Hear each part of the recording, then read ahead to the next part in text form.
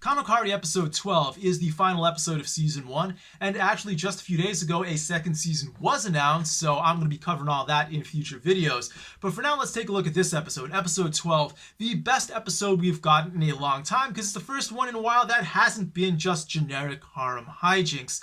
We actually get a lot of drama and tension between Mami and Mizuhara. That's really the highlight of the episode, but what I want to focus on is actually what happens at the beginning between Kazuya and Ruga. Now, Kazuya, he's thinking to himself, maybe he can't just fixate on Mizuhara forever, and he actually has to move forward with his life, so he thinks maybe he should actually make things with Ruga official. He tries to corner her in the karaoke room and actually say that to her, but just before he's about to, he sees Mami and Mizuhara out of the corner of his eye, yet another anime coincidence that sort of cockblocks him here. So, let's talk about the big problem with Kazuya, and actually the big problem with a lot of harem leads, a lot of rom-com leads as well, that being One-itis. Here, Kazuya is focused only on Mizuhara, the one girl he really wants, and that's a problem that a lot of guys have. You know, one-itis basically means that you are focused on one girl alone, and you can't even think of any other girl, to the point that it's almost like a sickness. And you can actually arrive here in a few ways. First of all, you might actually just be so love-struck by one girl that you legitimately can't think of anyone else.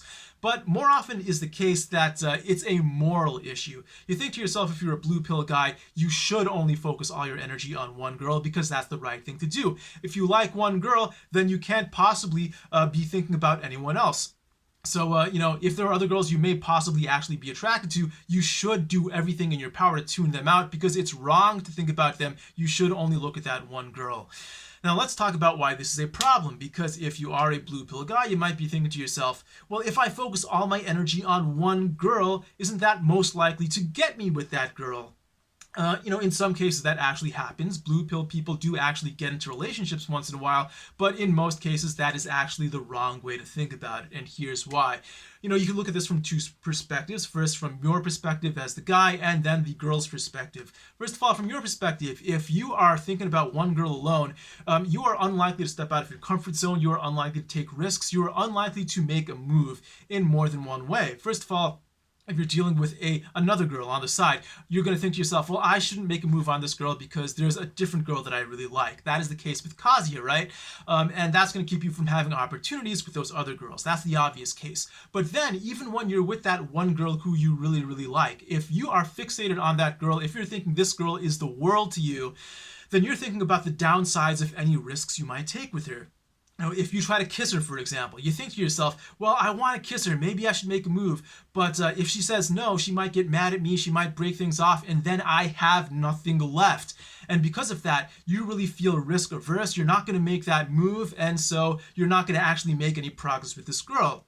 On the other hand, if you have an abundance mentality, you're thinking to yourself, you know, I really want to make a move on this girl, maybe I'll try to kiss her, I'll go for it, but even if I fail, at least I still have other options out there. That's the way you should be thinking, and that's the way you're actually going to be able to make those moves in the first place to get with that girl that you really, really like. You know, Kazuya actually says this in episode 11. It's kind of a throwaway line, but it really stuck with me. He said, there's so many cute girls out there, after his date with Sumi. And that is exactly how he should be thinking. If he actually thought that, maybe he would be more likely to make a move on Mizuhara in the first place. But instead, he makes a move and then sort of backpedals at the end of episode 12. And, you know, we're right back where we started with Kazuya, just being in kind of this rental limbo relationship with Mizuhara. But yeah, if you're always thinking about, you know, the possibility of failure and having nothing left afterwards, you're unlikely to make a move. And if you're a guy with little to no experience, making a move is really, really hard. So you don't want that obstacle in your way. One-itis, if that's in your mind, you're not going to be making moves, and that is going to hurt you even with the girl you actually want to focus on and get with the most. All right?